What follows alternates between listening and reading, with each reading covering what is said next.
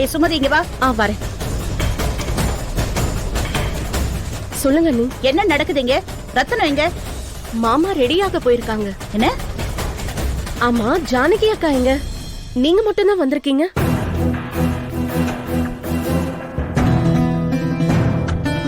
அவளை பத்தி கேட்காத. அவளால எப்பவுமே ரத்தனத்துக்கும் நம்ம குடும்பத்துக்கும் அவமானம் மட்டும்தான் மிச்சம். ச்சே, இந்த மாதிரி ஒரு ஓடுகாலிய என் வாழ்க்கையில நான் பார்த்ததே இல்லை.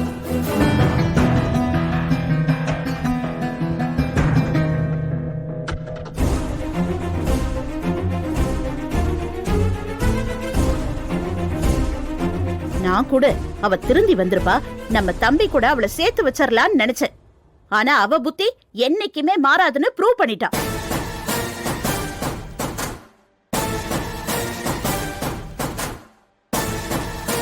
பாவம் ரத்தனம், அவ கழுத்துல தாலியை கட்டின பாவத்துக்கு வாழ்க்கை முழுக்க அசிங்கப்பட்டுக்கிட்டே இருக்கான்.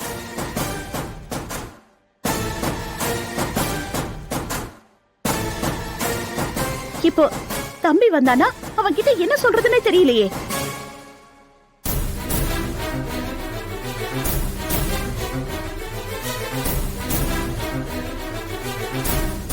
ஏங்க எல்லாரும் ஒரு நிமிஷம் அமைதியா இருங்க.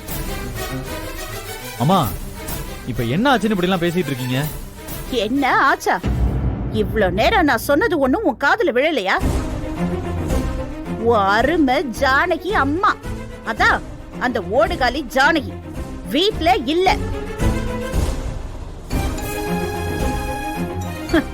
ஆள் இல்லாத நேரமா பார்த்து வீட்டை விட்டு ஓடிட்டான். ஏமா, அவங்க இப்பதான் எனக்கு போன் பண்ணி நான் கோயில்ல இருக்கேன், இன்னும் கொஞ்ச நேரத்துல வந்துருவேன்னு சொன்னாங்க.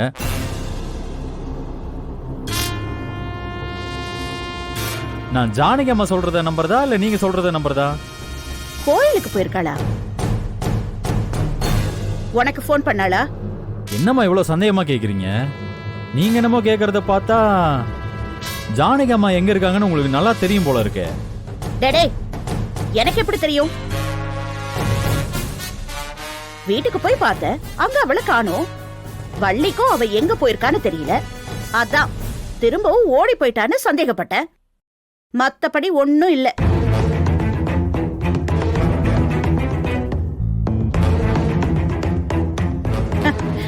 அவ உண்மையிலே கோயிலுக்கு போயிட்டு வந்தானா எனக்கும் சந்தோஷம்தான்.